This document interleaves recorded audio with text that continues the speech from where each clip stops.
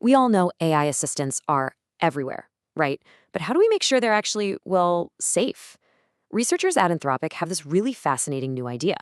What if, instead of trying to teach an AI right from wrong with thousands of human examples, we just gave it a constitution? Let's dive in and see how that works. This is the fundamental challenge, the big tightrope walk in AI safety. You want an AI that's helpful, that can actually answer your questions, but you don't want it to be so helpful that it becomes dangerous. It's a really delicate balance, and if you get it wrong, you end up with one of two pretty frustrating outcomes.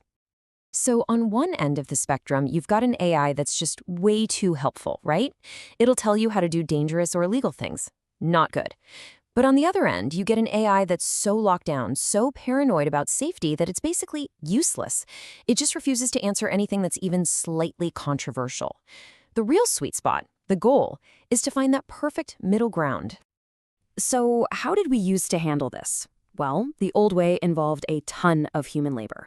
I'm talking about people sitting there writing tens of thousands of examples and then labeling the AI's answers as either good or bad. As you can imagine, this is incredibly slow, super expensive, and honestly, the results are kind of a black box. You don't always know why the AI decided one thing was bad and another was good. And this is where things get really interesting. This is the big idea, the paradigm shift. What if you could take all of that human labor out of the equation?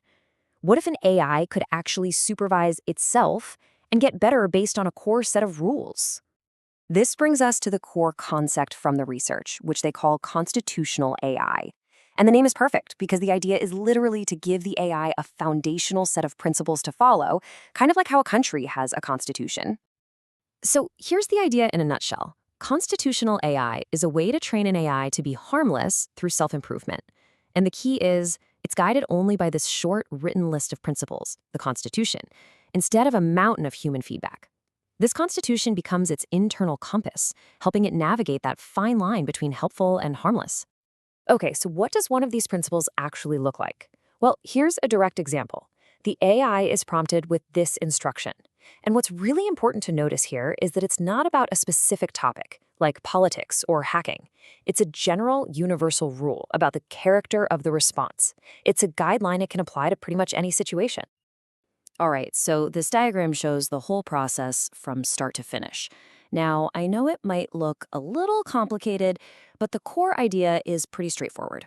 It all gets broken down into two main stages, a supervised learning phase and then a reinforcement learning phase. Let's start with phase one. So phase one is all about self-correction. You can think of it like the AI is learning to be its own editor. A really tough but fair editor that reviews its own work and figures out how to make it better. Here's how it plays out, step by step. First, an AI gets a tricky prompt and gives an initial answer that might be kind of harmful. Then, using one of those principles from the Constitution, the AI is prompted to critique its own work.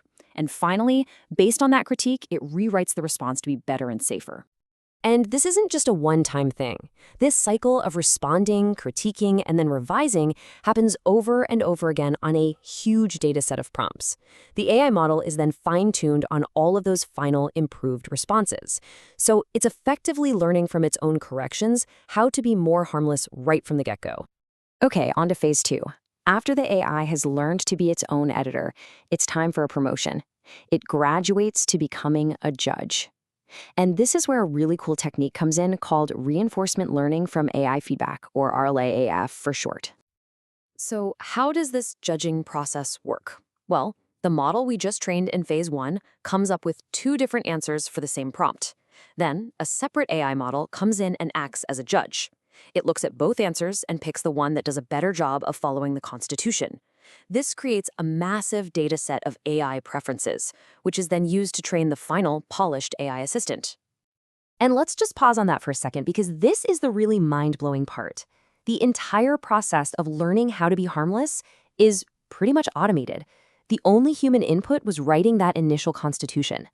Everything after that, all the critiques, the revisions, the judgments, it's all done by the AI for the AI. Now, this all sounds incredibly clever in theory, right? But it all boils down to one really important question. Does this whole complicated AI-driven process actually lead to a better, more useful AI assistant? Well, let's take a look at the data. All right, let's break down what we're seeing in this chart. The goal here is to be in the top right corner.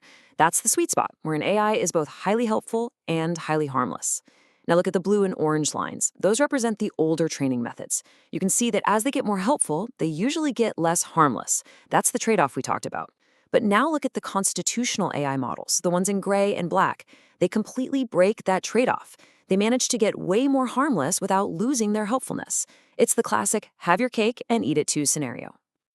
So, to wrap it all up, the benefits here are just huge. First, the whole process is way more scalable because it's based on a handful of principles, not an army of human labelers. It's also more transparent. You can actually go read the rules the AI is following. And you get an AI that's less evasive. It can tell you why it can't answer a harmful question. But most importantly, it proves you can make an AI safer without making it dumber.